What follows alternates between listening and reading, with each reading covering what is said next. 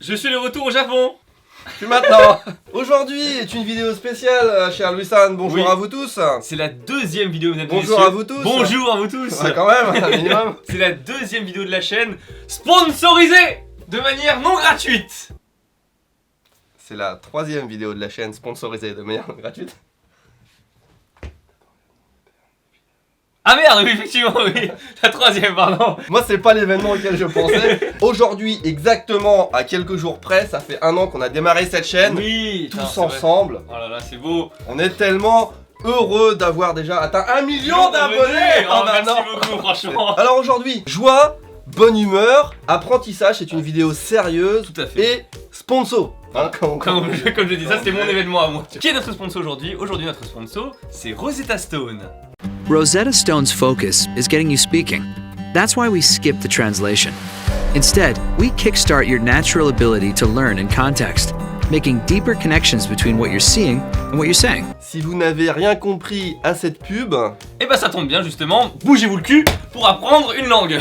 voilà, c'est peut-être le moment d'utiliser Rosetta Stone, c'est un peu le moment. Voilà. Alors là, c'était en anglais, mais nous on va se focusionner. Focus On va peut-être apprendre le français aussi en même temps. Ça serait pas con. On va se focus sur la langue japonaise pour le coup. C'est un peu le pitch un peu de notre chaîne aussi, tu vois, d'une certaine manière. Il y en a pas mal d'entre vous qui veulent apprendre le japonais, qui me demandent fréquemment est-ce que t'as des conseils, est-ce que t'as des contre-conseils. On va vous donner des vraies astuces, enfin des vrais conseils. On a vu des trucs, mes vieux. Ah oui. Il y en a qui conseillent. Mais genre, Genre, si vous voulez apprendre l'anglais, buvez votre thé à côté. Enfin, il y a vraiment des trucs comme ça, tu vois. on ne va pas clasher, il faut rétablir la vérité. Quand les gens veulent de vraies infos, de vrais conseils, c'est sur cette chaîne que ça se passe. Si vous n'avez pas compris ça, après 1 an d'efforts, Conseil numéro 1. sérieusement, on déconne, mais c'est des vrais conseils. Appliquez-les à la lettre, tous en même temps. Oui, en plus, non mais c'est faisable en même temps en plus. Premier conseil, le basique, le classique, allez dans le pays où on parle cette langue-là. Vous voulez apprendre le japonais, vous allez en Russie par exemple. Non, c'était pas cohérent, allez au Japon. Tu peux passer des heures et des heures à bosser chez toi tout seul, ça sera jamais aussi efficace que si tu vas dans le pays, voyager, rencontrer des gens qui C'est la parlent complète. cette Voilà, langue. c'est l'interaction qui va te donner justement l'apprentissage de la langue. C'est surtout qu'il faut être en situation où tu es obligé de parler la langue. Aussi. Tu vas au Japon et tu vas que avec des gens qui En ne plus, savent ouais. pas parler anglais, français. Et Tu en vois, le plus, tu Japon, vois. c'est bien l'exemple, tu vois, où les gens parlent pas. Et là, t'es obligé d'apprendre, tu vois. Ouais. T'as pas le choix. Et comme t'es obligé, déjà, tu le fais et en plus, ça rentre mieux dans ta tête. Parce que en fait le truc c'est que une langue ça doit se pratiquer tous les jours, tu vois. Et forcément quand t'es dans un pays, bah tu le pratiques tous les jours. Tu peux pas faire aujourd'hui je travaille pas le japonais. Tu peux pas faire ça au Japon, tu vois.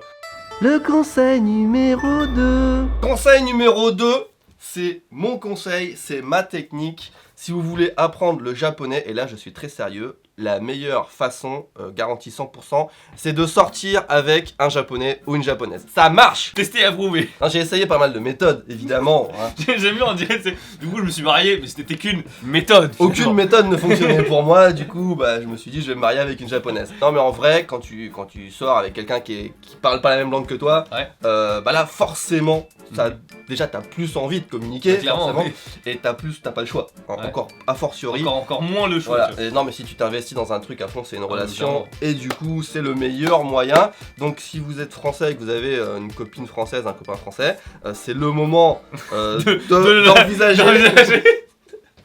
Pire conseil de ouf. À Voilà. un moment, si vous voulez faire des efforts, il faut les faire aussi, tu vois. Voilà. Après ça coûte pas si cher, il y a peut-être des japonais et des japonaises en France qui parlent pas français. Ça coûte pas cher.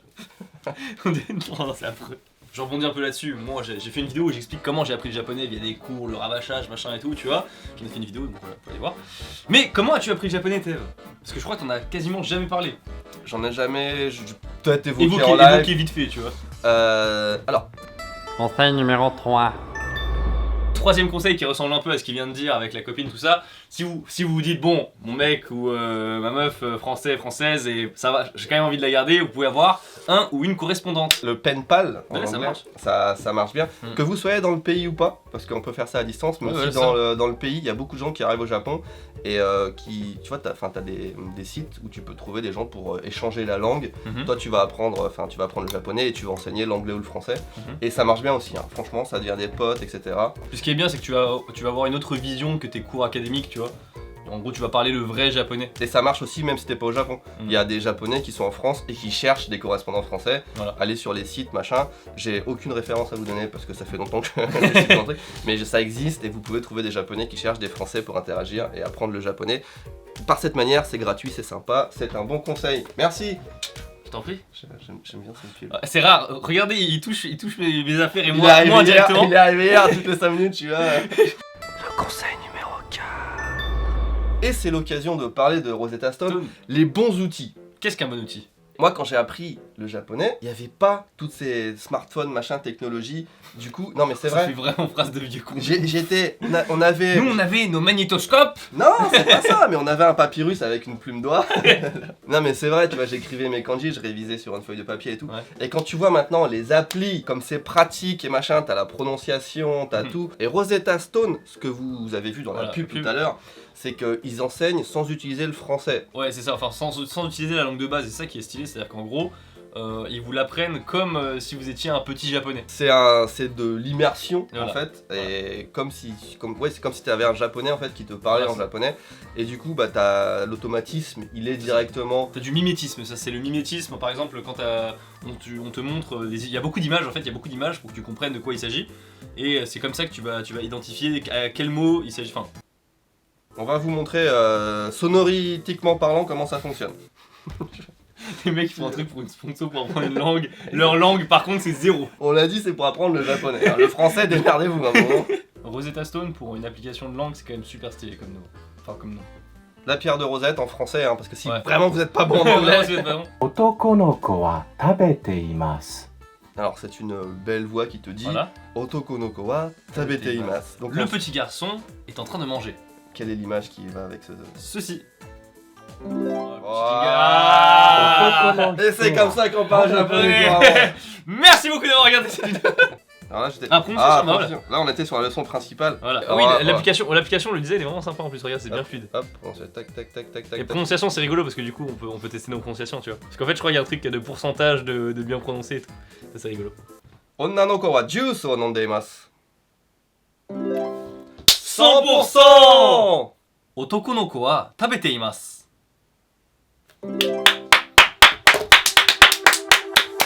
Grâce à notre offre spéciale, Rosetta Stone, c'est seulement 5 € par mois. pour 24 mois d'abonnement. Le lien se trouve dans la description. Oui, allez dans la description, vite. On a amené des renforts. Voilà. Étant donné que nous on est trop bons en japonais, on a pris Fanny qui est également est très bonne en japonais. En fait, ça n'a Qui est rien. naze! Par contre, on a pris Tristan. Et on a pris une japonaise. Fanny, aujourd'hui qui a les cheveux bleus, elle change de couleur de cheveux toutes les semaines. 男の人たちは水を飲んでいます。飲んで、お。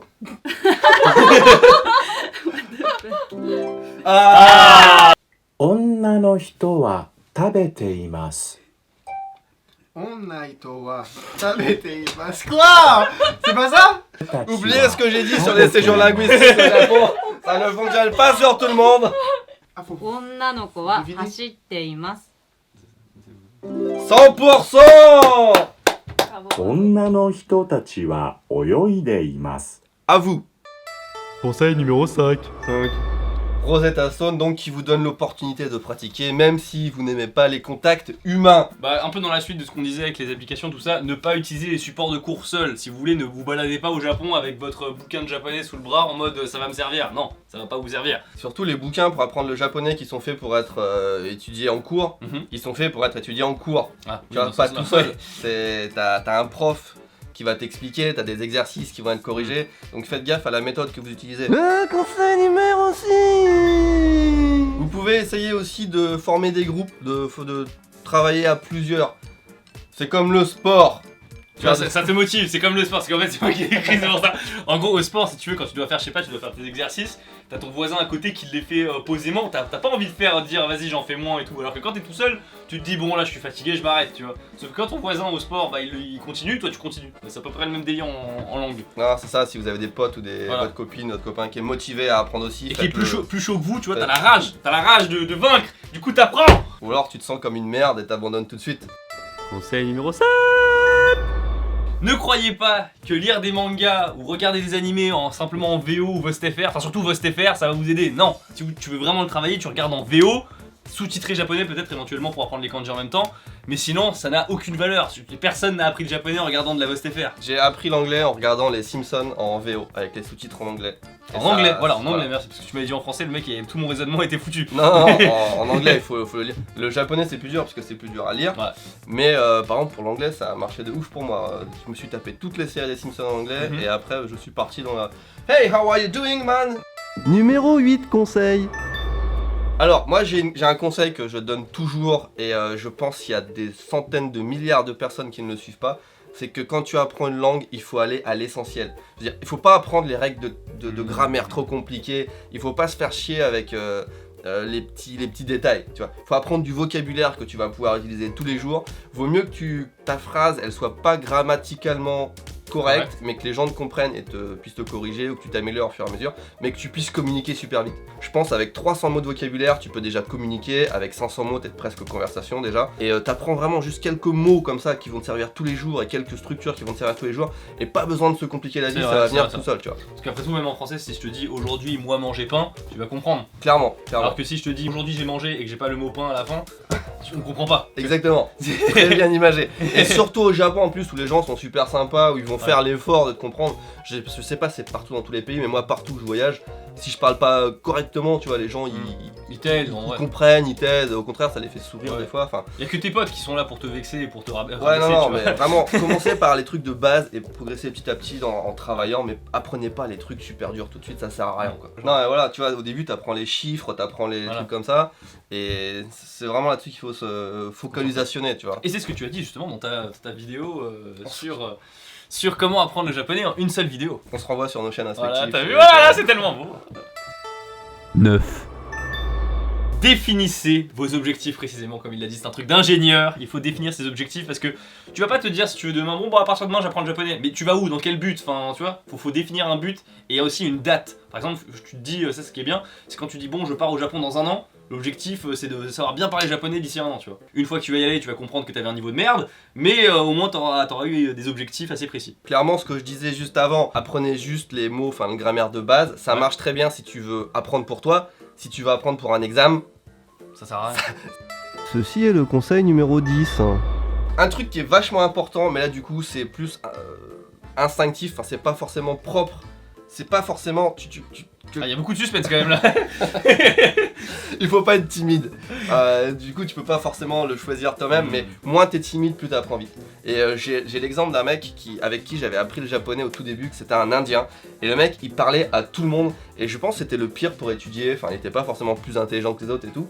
Mais du coup, il avait aucune timidité, aucune appréhension de parler en japonais. Et c'est celui qui progressait, mais largement le plus vite, quoi. Je me rappelle, on avait à peine commencé les cours. Et il avait acheté un téléphone, il comprenait pas ce que c'était qu'une icône qui s'affichait sur le téléphone. Il a été chez l'opérateur, ça lui a pris peut-être une demi-heure pour comprendre à quoi elle servait cette putain d'icône et tout, tu vois. Mais après une demi-heure, il savait comment appeler son icône, machin, tu vois. Stylé, ouais, c'est vrai que c'est stylé, ce mec il est obstiné, tu vois. Après, la timidité, ça s'apprend de plus être timide. Moi j'étais très timide quand j'étais petit. C'est mon père qui m'a dit, vas-y, tu vas pas te timide mon fils. Mais c'est pareil, il y a une belle phrase aussi qui dit que quand vous êtes avenant, quand vous n'êtes plus timide, le monde autour de vous devient une force.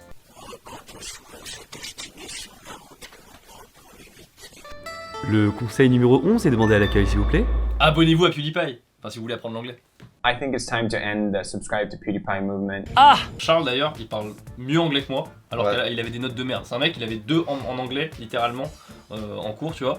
Et aujourd'hui, je pense qu'il parle largement mieux que moi, parce qu'il fume toutes les vidéos de PewDiePie, quoi. Ouais, non mais c'est vrai, c'est un anglais international, c'est pas l'anglais américain, c'est pas l'anglais d'Angleterre, c'est l'anglais international, et puis en plus il a toutes les refs modernes, tout ce qui se passe. Donc vous êtes sûr de pas parler comme un vieux quand... Voilà, c'est vraiment l'anglais que les Jones parlent, et d'ailleurs on parle tout le temps du T-Series PewDiePie ou de l'affrontement Cyprien Squeezie. Non, le vrai affrontement il est là. Regardez ce qui se passe ici, regardez ce qui se passe ici, regardez ce qui se passe sur nos chaînes, je veux dire, il y a des choses plus importantes dans le monde que PewDiePie et T-Series. Hein. Le conseil numéro 12. J'ai une autre technique qui m'est propre à moi-même et qui n'est pas vraiment une technique qui peut être appliquée par tout le monde, mais qui est une technique que j'applique, qui m'est propre et que j'applique. Une des choses qui m'a beaucoup aidé quand j'ai appris le japonais, mais aussi le chinois et le thaï, parce que ouais, j'ai appris plein de langues, je me rappelle plus, mais j'apprenais, tu vois, c'était de l'enseigner. C'est très efficace d'enseigner un truc, même si tu le maîtrises pas forcément de l'enseigner, mais de l'expliquer à quelqu'un. De devoir l'expliquer à quelqu'un, tu t'apprends vachement plus. Donc pour n'importe quoi, je veux dire, déjà tous les youtubeurs qui font de la vulgarisation scientifique, je pense au départ ils connaissent très peu du sujet, enfin ils connaissent juste les bases, ils font leurs recherches, machin, ils expliquent, et à la fin ils le connaissent le truc, tu vois, parce qu'ils ont fait les recherches, ils l'ont expliqué, machin.